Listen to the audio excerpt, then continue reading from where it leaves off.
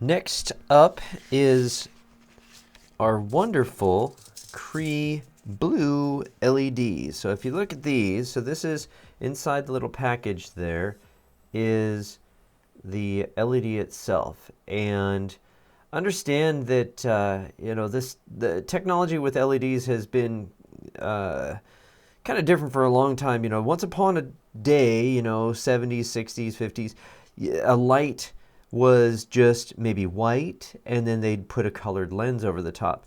So nowadays, depending upon the doping material that they use inside here, they can actually make the light emit different color. And Cree, the company, they are responsible for inventing blue. So that's pretty cool. So these are great. They're just brilliant blue LEDs. And so I use them quite frequently. Great for looks and effect. So we're going to use them everywhere. They're going to have a blue underglow right here underneath the Arduino. So that's going to be neat. And then the lights that will be simulating the motors over here as well. So we'll go ahead and pull out, we'll just do one of these first.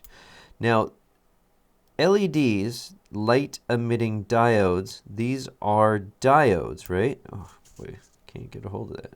So a diode has a directionality to it. So let's get some zoom on this.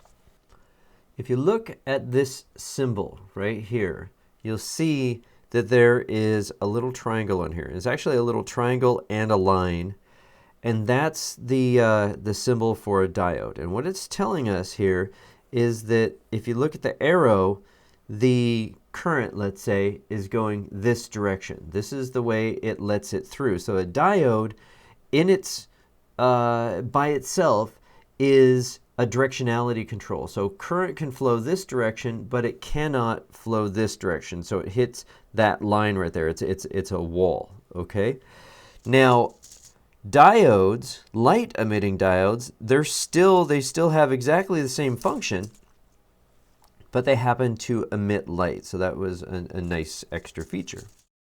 What we need to know is which way to put these on the board. So if you look, if I pick this up here, now if you look right over here, you can see there's a little tiny notch right there cut out of the LED. That's the side that we call the anode, right? That's where the current is coming in, and it's coming out this side over here. So let me set this back down. This side here is the anode going this way through to the cathode over here. You don't need to memorize that right yet or know that. It's just that if you were to look this up on a data sheet to figure out which direction is which, that's how they're going to call it out. They're going to say that the side with the little cutout, the little mark on it, the little notch, is the anode, and the other side is the cathode. This is pretty common with all types of different devices. They'll do something to one side to let you know that that is, it's polarized. It has a direction. So then we're going to get to soldering this pretty much the same as we did with the other ones, but we have a bit of a problem here, a little bit differently at least than the resistors. So the resistors here had a side, a whole side that was metal, and the fillet of solder is flowing up to the top all the way down. The LED, if we look underneath it, I'm going to have to be pretty slow and careful here. The underneath is where the metal tabs are. The sides have a little bit, if you can see that, see if I can cover it up and get the focus to happen. There's a little bit of a tab there on the side that you could maybe get at. So it's really not hard. That's I should say that. It's not hard. The problem is all the rest of it above that metal tab is all plastic. So you gotta get in and get out quick so you don't melt the casing. You're probably gonna melt it a little bit, okay? It happens and it will still work, okay?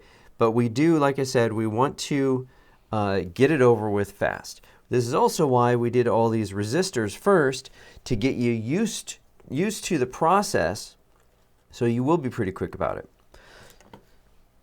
So let's start this up as we did before. So I'll go ahead and do this one right here. So I'm going to put a bunch of flux on it. And then we're going to get in here and turn the thing around. I don't know if you can see this, but here's the notch right here. So that's going to go on this side. I'm going to grab it, get my soldering iron in hand, clean the tip off, get some solder on it. You can't see, but I'm doing that. And then get this placed right where it's supposed to be. Get in, touch, and leave. Okay? And if I grab this, you see, it's stuck down fine. Okay? Then we'll go around, same as before, same with the resistors. Come in here, solder this, touch to that.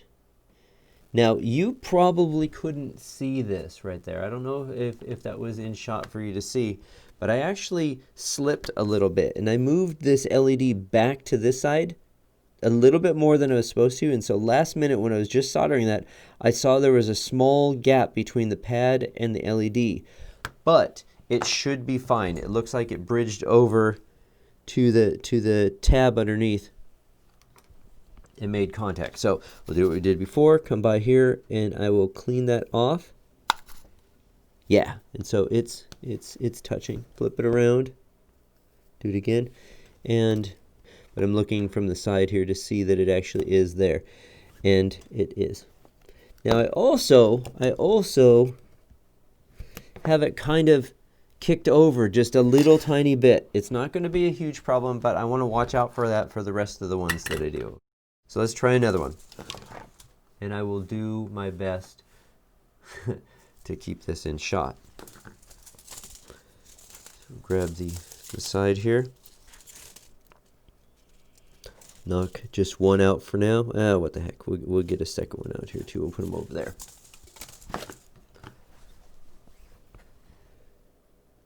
Some flux on here. And if you have any question about your positioning of the thing, you might want to check it out before you put the flux on it. So let's see here. Let's move to that one right there.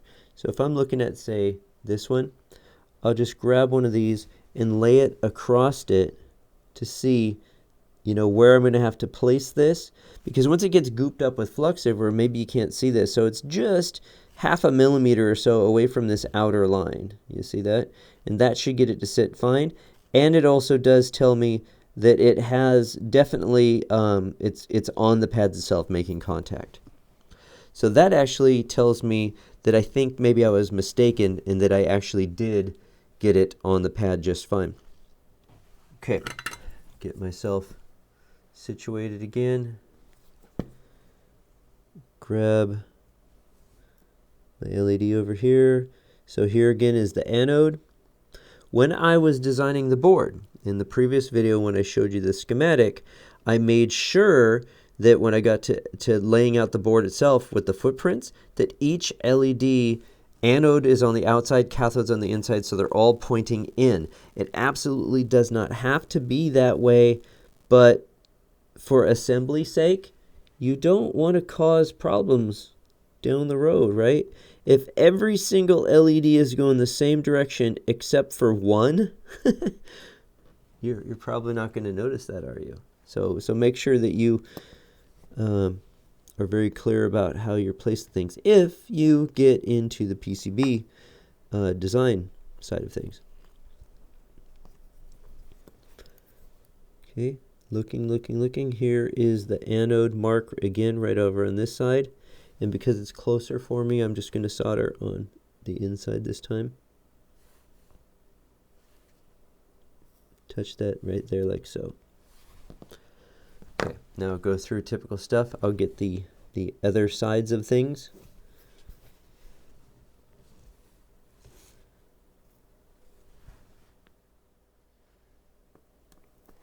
Okay, good enough. Okay, so continue on, solder all the LEDs here. Now, don't forget, we've got a couple right here in the middle as well, so we do those. Finish off all the other ones around the board. And then for the next part of the video, the next video, I think we will move on to, well, we could do the Arduino because all the inside elements will be there now, so we could pin that down if we like. But I find that if this is sitting in the middle here and I have to get over here, that's real life, and so that's a pretty good, you know, thing to do, but I would rather just keep it off to the side for now, and then we can deal with these little guys without having to work over the top of something else, because these can be kind of tough. But after we do these, I don't think you're going to see any problem whatsoever.